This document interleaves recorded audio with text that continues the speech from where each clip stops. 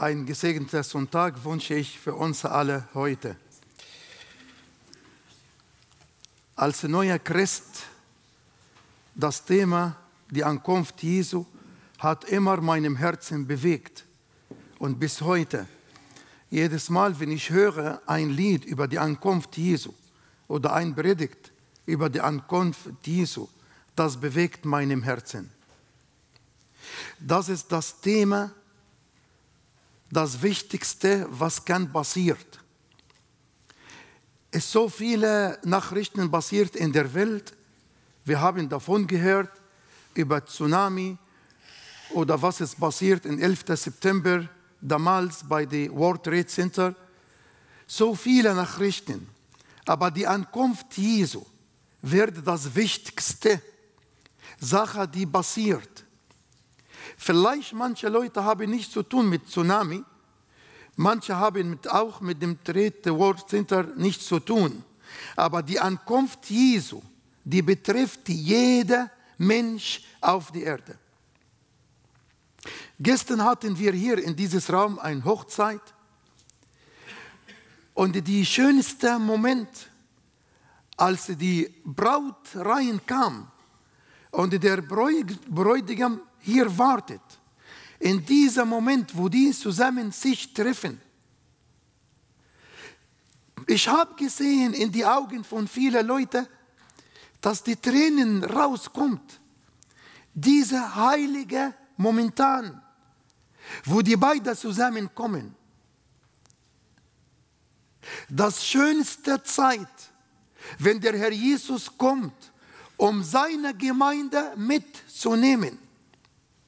Es ist schwierig, dieses wunderbares Bild in ein Predigt oder in ein Buch oder in ein Lied zu beschreiben. Es ist höher als alle unsere Vernunft. Wenn der Herr, und das Wort in 1. Thessalonicher Kapitel 4, Vers 16, dieses Wort bewegt meinem Herzen, denn der Herr selbst, er persönlich kommt zu uns. Und das heißt, in seinen Augen, wir sind sehr wertvoll. Wir sind sehr teuer in seinen Augen. Er schickt einer von dem Jünger oder ein Engel, aber er kommt persönlich, um seine Gemeinde mitzunehmen. Und ich möchte über dieses Thema heute sprechen, seine Ankunft und unsere Aufgabe. Zuerst etwas über seine Ankunft. In Matthäus Evangelium Kapitel 25 können wir alle diese Geschichte von den 10 jungen Frauen. 5 waren wach, vorbereitet, Öl in die Lampen, und die anderen waren auch wach, aber die haben kein Öl. Und in der Mitternacht,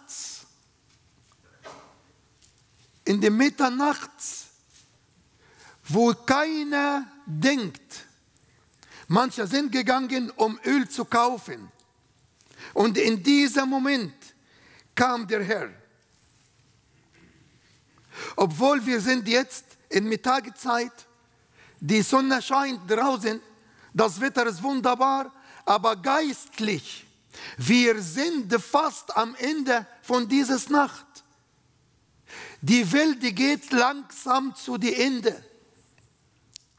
In Mitternacht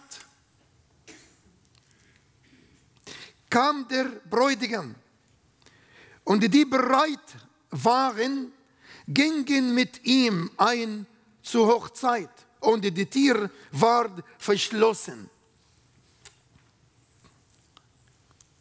Es ist noch eine Chance.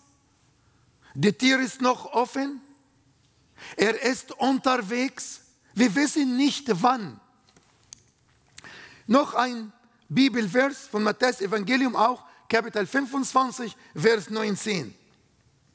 Nach langer Zeit aber kommt der Herr jener Knechte und hält Rechnung mit ihnen. Langer Zeit. Noch ein Bibelvers in Lukas 10, 35 über der barmherzigen Samariter. Er ist gekommen, hat ihn begleitet, hat dieser Mensch begleitet und er sagte, und am folgenden Morgen, als er fortreiste, zog er 2 Dinare heraus und gab sie dem Wirt und sprach zu ihm, trage Sorge für ihn. Und was irgend du noch dazu verwenden wirst, werde ich dir bezahlen, wenn ich zurückkomme.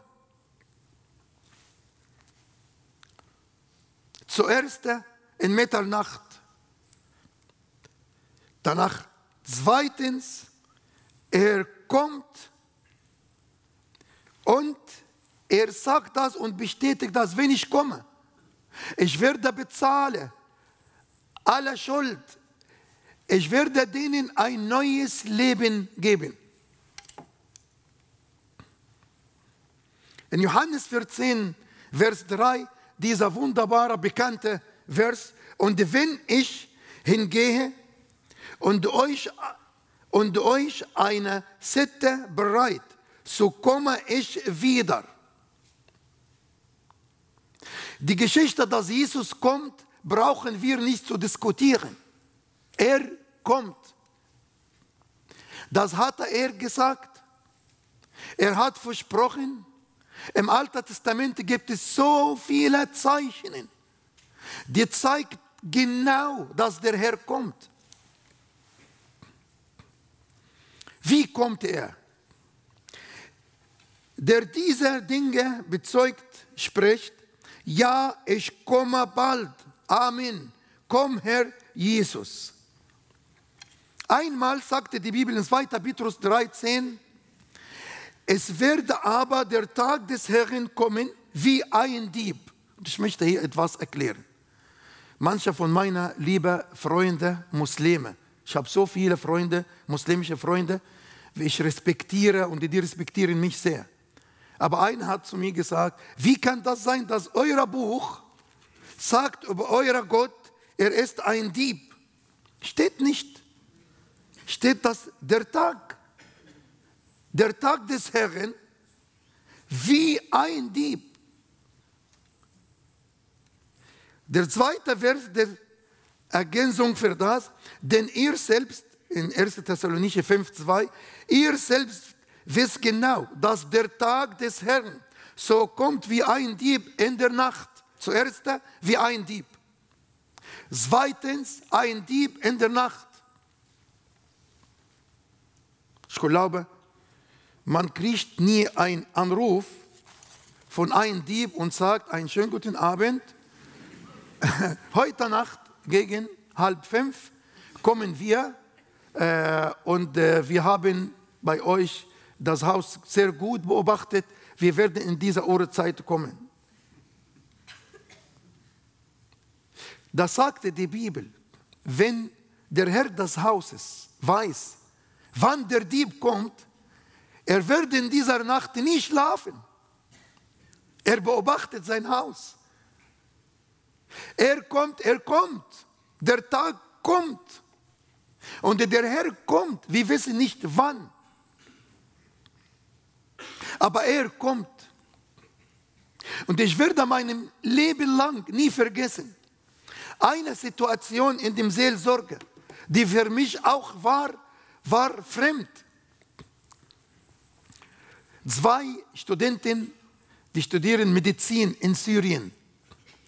Die haben sich verliebt. Aber die haben kein Geld.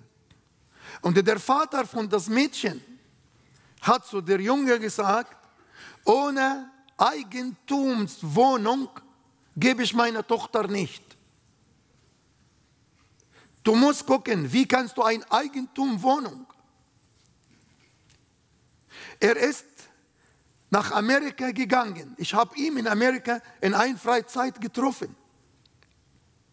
Und sie hat auf ihn gewartet. Ich habe es nie erlebt. 18 Jahre. 18 Jahre. Sie ist Ärztin in Syrien. Er hat in Amerika gearbeitet als Putzmann in einem Krankenhaus, obwohl aus den Papieren, er ist Arzt, aber er hat keine License.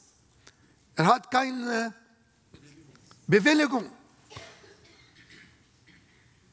18 Jahre. Dann ist er zurückgegangen und haben geheiratet. Ich habe die beiden nach 2 Jahren zusammen getroffen. Und ich habe sie gefragt, wie war deine Situation? Sie sagt, Bruder Elia, ich kann das nicht erzählen. Die ersten 3 Jahre war ich fröhlich und da habe ich viel Hoffnung. Und danach, die nächsten 3 Jahre, hat mein Vater gesagt, es ist nicht normal. 6 Jahre, die anderen Mädchen, die haben die Uni nach dir mit 3, 4 Jahren fertig, die sind schon verheiratet. Die dritten 3 Jahre haben viele Mädchen mich ausgelacht. Glaubst du, dass er kommt nochmal? Denkt er noch, jeder Mann hat Gefühl, hat Sehnsucht. Meinst du, bestimmt hat er andere Frauen in Amerika gefunden? Bis den Tag, wo er gegangen ist und die haben geheiratet. Sie hat viel gelitten. Die Kirche, das Leib Jesu, hat viel Probleme hier. Manche denken, wir sind verrückt. Andere denken, wir sind die Sekte. Dritte denken, wir sind nicht normal. Dass wir beten und warten. Aber ich möchte von dieser Kanzel etwas sagen, liebe Geschwister. Der Herr, der auferstanden, er kommt nochmal wieder, weil er ist der Herr des Lebens. Und er hat uns versprochen, er hat uns erkauft mit seinem Blut. Er kommt wieder.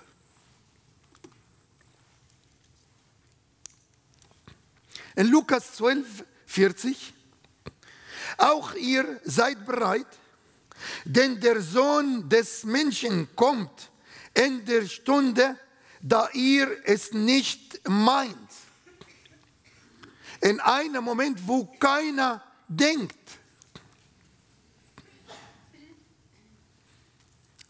Es ist ein schönes Vers, Lukas 17, 34 bis 36.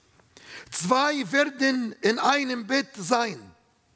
Dann sagt, 2 werden am Mahlen sein. Und danach, 2 werden auf dem Feld sein. Einer wird genommen werden, der andere nicht. Und ich möchte ein bisschen hier etwas erklären. Die 2 zusammen im Bett, natürlich, das sind Ehepaar. Das sind Ehepaar. Ich rede von unserer Kultur. Ich rede nicht, dass jemand, der uns auf dem Internet hört oder jemand, der irgendwo sagt, die Leute machen neue Gesetze. Als Christen, ich rede von meiner Kultur, als Christen im Mittleren Osten gibt es nicht 2, die zusammen schlafen oder leben zusammen unter einem Dach oder haben Geschlechtsverkehr zusammen ohne Ehe. Ich bin kein Europäer, ich sage über meinen Glauben. Und das haben wir von Gottes Wort gelernt.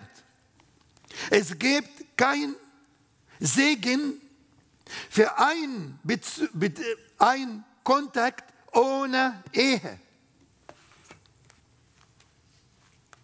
2 im Bett. Und kommt diese Zeit, wo der Herr seine Gemeinde nimmt und plötzlich, ich weiß nicht, wer ist zum Himmel gegangen, andere nicht, er oder sie, aber der Christ, der wiedergeboren, der erkauft. Plötzlich findet ein Mann seine Frau nicht neben ihm oder die Frau findet der Mann nicht. Dann sagt 2 am Malen, und das will ich ein bisschen etwas erklären, weil das habe ich, und ich sehe das bis heute in meiner Heimat.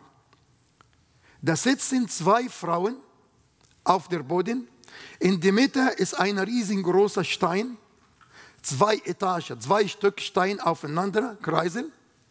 Dieser Stein hat in der Mitte ein Loch und nur eine Hand. Und diese Hand, die bewegt. Da sitzt eine Dame, die Hand unten und die andere ihre Hand von oben. Und die beiden versuchen, diesen schweren Stein zu bewegen. Und in die Mitte wird ein Glas voll immer mit Weizen in die Mitte, in dem Loch. Und dieser Weizen kommt runter und wird gemalt zwischen die beiden Steine. Und plötzlich eine Dame findet, dass der Stein ist sehr schwer geworden und die andere steht, setzt nicht vor, das ist nicht da, weg. Und das dritte Beispiel, was sagt Gottes Wort? 2 werden auf dem Feld, arbeiten zusammen im Acker. Was hat das für Bedeutung für uns? Wann geht man ins Bett? Wann? Die Antwort ist Nacht. Ja? Man geht ins Bett Nacht. Und wann sitzen die Frauen zum Malen? Ist immer im Mittleren Osten Nachmittag. Und wann geht man ins Feld zu arbeiten? Morgens. Morgens. Und das bedeutet für uns, der Herr kommt in einem Moment, wo keiner denkt, nachts man geht ins Bett, schläft, hat Hoffnung, morgen werden so und so machen. Manche Leute, wie ich zum Beispiel, schreibe der Programm für morgen, vorbereite ich das nachts, dass ich weiß morgen, was ich mache. Andere, die malen, die haben Hoffnung, kommt Mehl und das Mehl wird Korn und danach machen wir Brot und wird das verkauft. Und das dritte arbeitet im Feld in der Hoffnung, dass eines Tages kommt diese Ernte. Jeder hat Hoffnung. Anderer hat geschrieben, ein Araber hat geschrieben und sagt, in einem Land wird nachts, wie zum Beispiel jetzt in Australien, es ist 8 Uhr Abend oder 7 Uhr Abend jetzt dort. In anderem Land ist nachts. In anderem Land ist morgens früh. In derselben Zeit, wo in einem Land 2 schlafen und der andere die Mühlen, die dritte sind im Feld, kommt der Herr.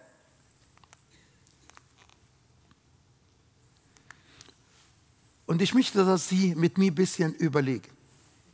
Ein christlicher Chirurg, ein Chirurg macht Operation für einen christlichen Patient. Die Blut in seine Hände und mit ihm Arbeit, der Tisch ist leer, der Patient ist nicht da. Oder eine Erzieherin im Kindergarten steht vor den Kindern und plötzlich, alle Stühle sind leer, die Kinder sind nicht da. Wenn ein Zugfahrer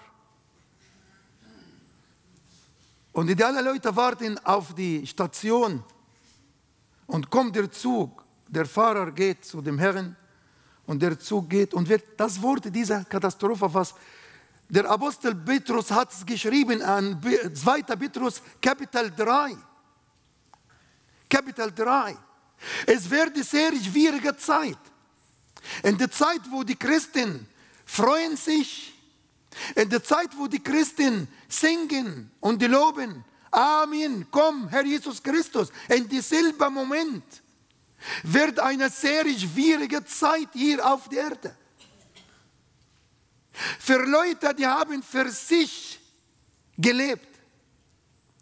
Leute, die haben für ihre Ewigkeit überhaupt keinen Gedanken gemacht. Und die Menschen werden sich teilen, wenn der Herr Jesus kommt, in 3 verschiedene Gruppen. Sie und ich, ein von dieser Gruppen. 3 verschiedene Gruppen. Die erste Gruppe sind die Spötter. 2. Petrus 3,3. Manche, die lachen und sagen, wo ist das? Was sagt ihr? Jesus kommt nochmal.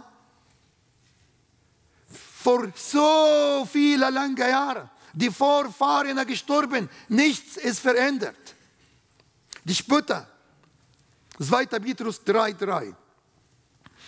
Und zuerst dies wisst, dass in den letzten Tagen Spötter mit Spötterei kommen werden, die nach ihren eigenen Begierden wandeln. Und sagen, wann ist das? Wann ist sein Termin? Das ist die erste Gruppe. Leider, liebe Geschwister, treffe ich zurzeit viele junge Leute, sehr gut ausgebildet, sehr gut, von sehr guten Familien, von christlichen Eltern. Und die sitzt und diskutiert mit mir. Und einer sagt zu mir, Bruder, glaubst du an dieser, was steht hier? Man muss nur ein bisschen seinen Kopf benutzen. Ja, seinen Kopf benutzen. Aber das Herz ist geschlossen. Spötter. Zweite Gruppe, die Verzögerer. Der Herr verzögert nicht die Verheißung, wie es einige für eine Verzögerung halten, sondern er ist langmütig euch gegenüber, da er nicht will, dass irgendwelche verloren gehen, sondern dass alle zu Buße kommen. Und leider, das ist die Mehrzahl von den Menschen. Und am meisten von dieser sind die Namen Christen. Die Namen Christen, die schlafen. Er kommt, ja, er kommt. Ja, und die singen, überkommt Jesu. Aber nicht jetzt, nicht jetzt. Er kommt, aber wir wissen nicht. Aber das dritte Gruppe, das sind die Erwartenden und die entgegen Eilenden. Indem, 2. Petrus 3,12, indem ihr das Kommen des Tages Gottes erwartet und ihm entgegen eilt, an welcher die Himmel sich in Glut auflösen und die Elemente vor Hitze zermilzen werden. Und das ist sehr hoch scientific words in der Chemie. In der Chemie wie die Hitze. Wissen Sie, wie ist diese 2 riesengroße Gebäude in Amerika kaputt geworden? Wegen der Hitze. Der Herr, der hat in seiner Hand diese Hitze und die Kälte. Lesen Sie bitte Hiob Kapitel 38. Wie hatte er alles mit Befehle? Hiob 38. Alles in seine Hände. Licht, Schnee, Regen, Wasser, Wind, alles in seine Hände. Da gibt es Leute, die warten und die haben sich Eil.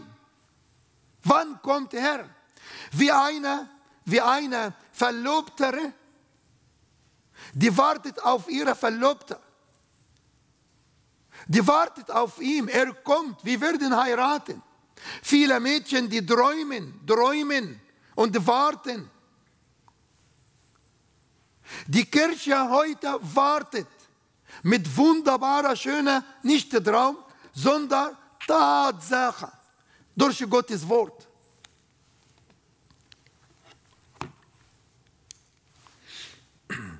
Jetzt unser Thema heißt die Ankunft Jesu und unsere Aufgabe.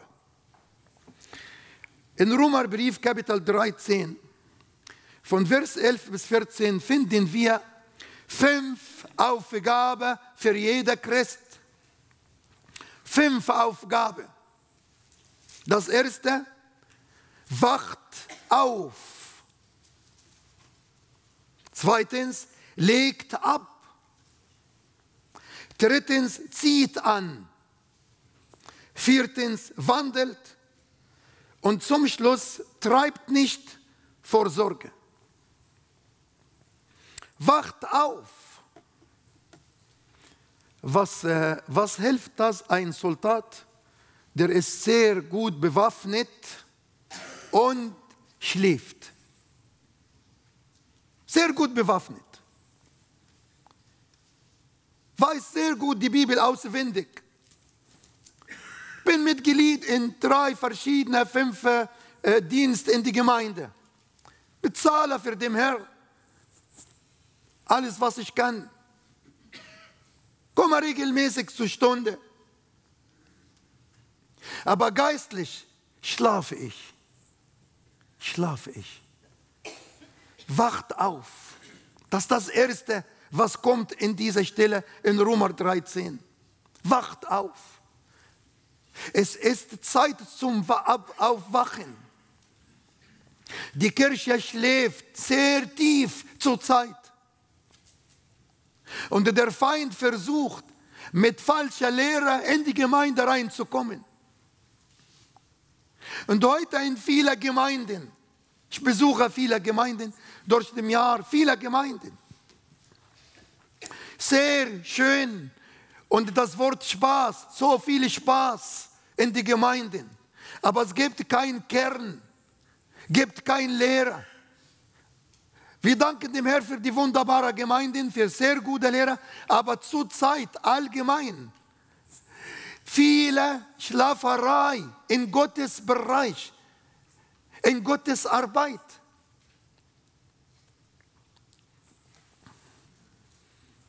Wir sagen, der Chef von aller Satans, der große Satan, hatte eine Freizeit gemacht. Und er hat alle Satans zum Freizeit gebracht. Und jeder muss Berichte geben über die Gemeinde. Jede Gemeinde haben die einen Satan vorbereitet, dass die Gemeinde wird zerstört oder gestört. Da stand einer und hat gesagt, Chef, ich habe keine Sorge über diese Gemeinde.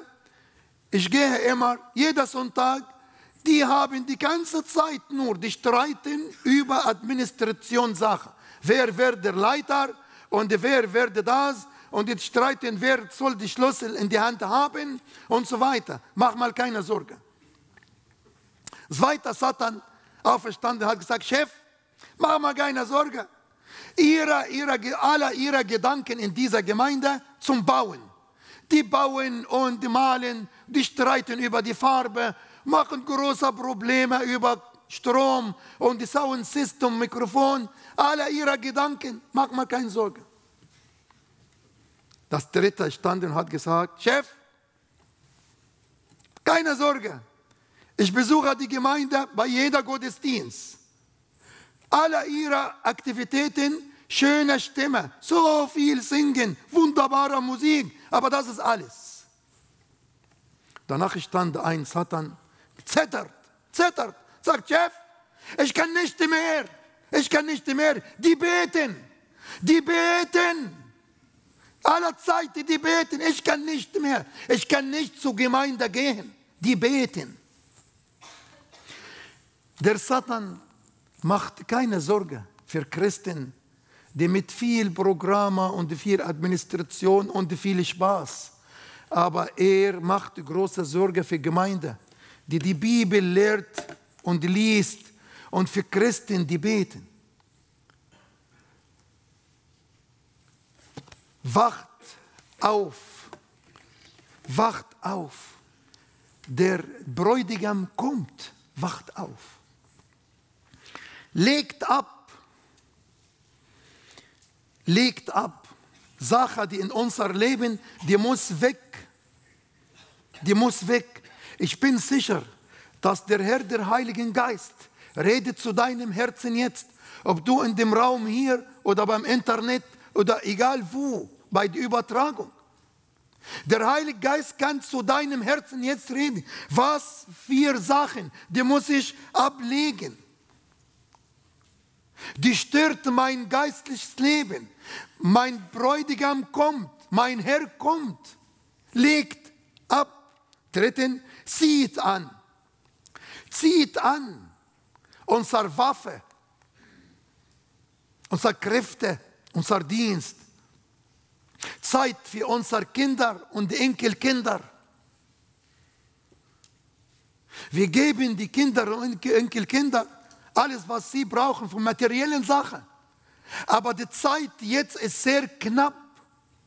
Wir sind verantwortlich vor dem Herrn, der bald kommt, dass wir unsere Kinder und Enkelkinder richtig geistlich erziehen.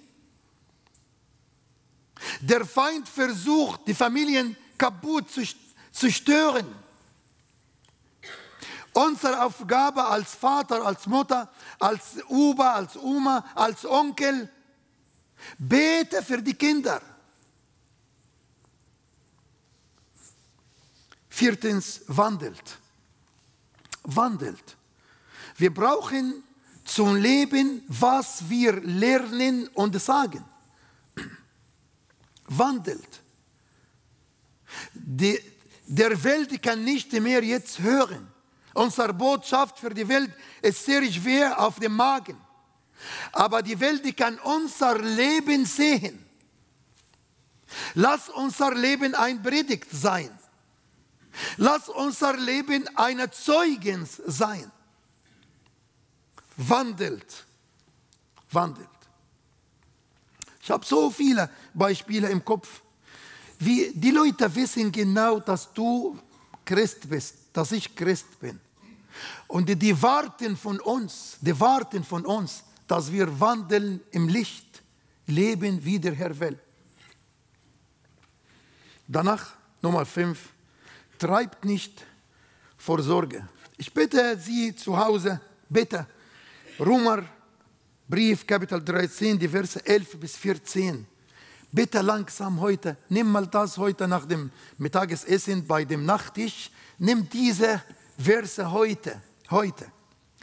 Römer 13, 11 bis 14. Und denk mal an diese Liste, was die Bibel schreibt. Er hat geschrieben über Sachen. Wir müssen aufwachen, ablegen, anziehen, wandeln und treibt nicht vor Sorge für das Fleisch, das Begehrten wach werden. Ich komme zum Schluss. Wenn der Herr kommt, er kommt und nimmt uns mit ihm in Ruhe. Die Welt wird verdorben, aber secret. Der Herr nimmt seine Kinder in Ruhe. Ich habe ein sehr langes Gespräch mit einem Professor, ein sehr guter Freund von mir, ist Muslim in Aswan, Ägypten. Sehr langes Gespräch. Ich saß bei einem Schreiner, heißt Onkel Yusuf. Wir sagen Onkel unserer Kultur. Wenn jemand älter als ist, wir sagen Ammo Yusuf, das heißt Onkel Yusuf. Onkel Yusuf ist ein wiedergeborener Christ, er ist Schreiner. Onkel Yusuf kann nicht lesen oder schreiben. Ich sage, wir brauchen einen Schrank in dieser Ecke, er kommt nach Hause. Und er guckt und danach macht er den Schrank mit dem Maß. Das ältere Herr, das ist sein Beruf, von dem Kind her, hat das von seinem Vater und Opa auch übernommen. Ich saß bei Onkel Yusuf und da kam dieser Professor, hat mich begrüßt, hat mich gefragt und so weiter. Und danach, wir sind in einem wunderbaren Gespräch. Er kann sehr gut hören. Und plötzlich fragte er mich, sagt, Elia, ich akzeptiere die Bibel mit Respekt. Aber eine Sache in eurer Glaube kann ich nicht akzeptieren. Kannst du mir erklären, wie euer Jesus kommt und nimmt euch einfach so von Japan und Sudan und Amman und überall, die alle Christen, einmal zu ihm?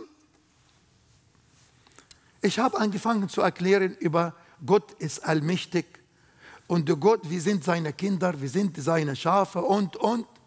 Aber er ist sachlich, er ist kopflich, er kann nicht. Ja, er kann nicht. Der Bruder hat uns ein wunderbares Bibelvers heute am Anfang von Lukas Evangelium 24 gelesen. Der Herr hat ihre Verstande geöffnet.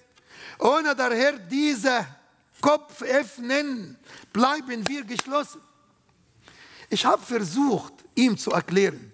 Und der Onkel Josef, der Christ, der Schreiner, der kann nicht lesen und schreiben, hat gesagt, Dr. Mohammed, Professor Mohammed, sagt ja, darf ich etwas sagen? Da guckt Mohammed zu Josef und sagt, sag mal. Aber da kam mit einer Melodie, das heißt, auch du kannst du etwas sagen, sag mal. Da hat der Onkel Josef gesagt, ich arbeite den ganzen Tag mit Nägeln und dem Hammer und viele Nägel fallen von mir hier und hin und hin und hin. Ich gebe keinen. Aber am Abend, ich kehre den Boden und ich habe ein Magnetstück. Mit diesem Magnetstück in Sekunden hole ich alle die Nägel, die auf dem Boden waren. So wird unser Jesus uns abholen. Er wird uns abholen. Er kann das tun. Ich brauchte damals nicht zu sagen. Wenn der Herr uns der Verstand öffnet. Ich möchte, dass wir unser Gebet heute wird, Herr, öffne mir meinen Verstand. Behüte mich von dieser vielen Philosophie. Und mit dieser letzten Bibelvers, Klagelieder, Kapitel 3, Vers 4, will ich mein Wort schließen. Prüfen wollen wir unsere Wege und erforschen und umkehren zu dem Herrn. In Nehemia, Kapitel 3, lesen wir über verschiedene verschiedene Toren in Israel. Ein von diesen Toren heißt Adummen. Die Geschwister, die nach Israel gehen und aus Israel sind, wissen das. Ein Tor heißt Adummen. Das ist bei einem Ort dort, heißt Hannum-Tal, in Hannum-Tal. Und damals musste das Volk Israel alle ihre Müll, alle die toten Tiere, die in ihre Felder, alle die Reste von Essen, alles muss raus zu dieser Hannum-Tal bei dieser Tor Adummen.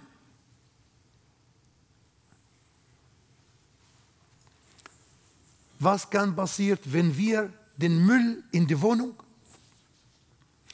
2, 3, 4 Wochen behalten und alle Reste davon essen? Wie wird das Geruch in die Wohnung? Wer kann bleiben? Die Atmosphäre. Um richtig in einer schönen Atmosphäre zu leben, wir müssen jetzt kehren alle Müll. Die Welt schmeißt Müll in unsere Augen, durch die Screen, durch den Fernseher, durch Internet. Die Welt schmeißt Müll durch unsere Ohren, was wir hören. Die Welt schmeißt so viel Müll in unser Herzen und macht für uns Sorge. Es ist Zeit, liebe Geschwister, prüfen wollen wir unsere Wege und erforschen und umkehren zu dem Herrn. Lass aller Müll, alles, was uns stört, alles, was nimmt unsere Freude, alles wollen wir heute das umkehren. Der Bräutigam kommt. Bräutigam kommt. Welche Leute sollen wir sein? In sehr guter Standard, in sehr guter Position. Der Bräutigam kommt, die Braut ist bereit und die Ewigkeit wird anfangen. Ich möchte mit uns beten. Ich möchte, dass in dieser Gebetszeit prüfe deinem Leben. Das brauche ich auch persönlich.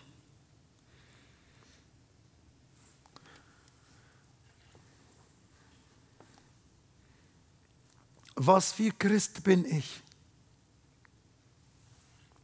Freue ich mich eigentlich und warte und eilte, dass der Herr kommt? glaube, dass der Herr kommt in jedem Moment.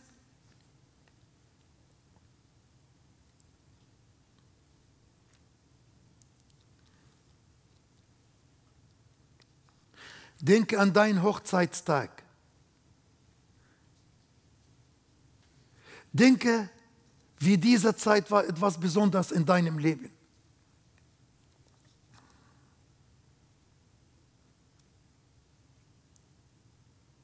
Schön, wenn wir über die Ankunft Jesus singen. Schön auch, wenn wir über die Ankunft Jesus predigen. Schön, wenn wir über die Ankunft Jesus schreiben. Aber das Schönste von allem, dass wir auf die Ankunft Jesus warten. Und wie Sie alles heute vergessen. Vergessen Sie nicht, dass er kommt, er selbst kommt und er kommt bald.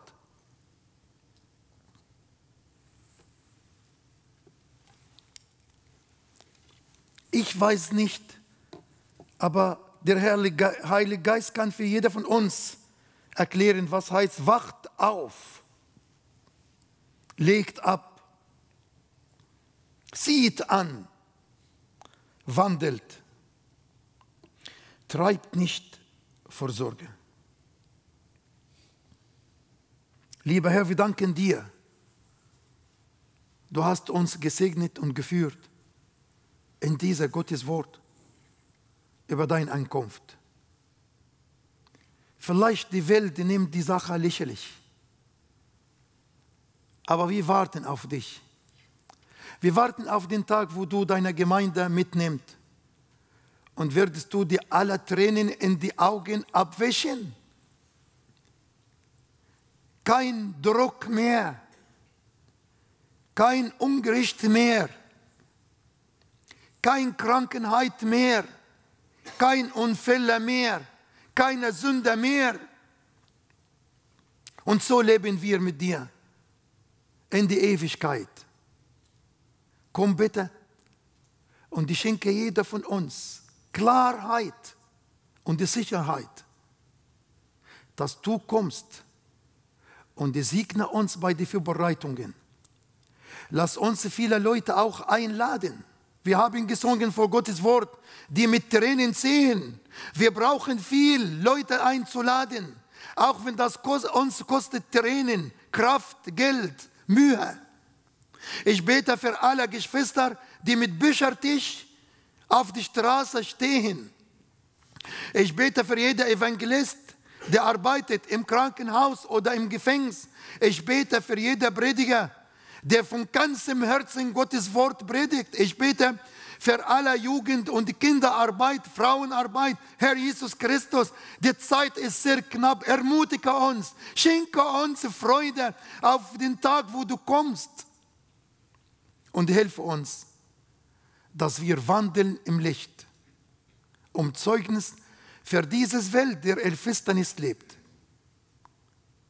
Ich bete das in Jesu Namen. Amen.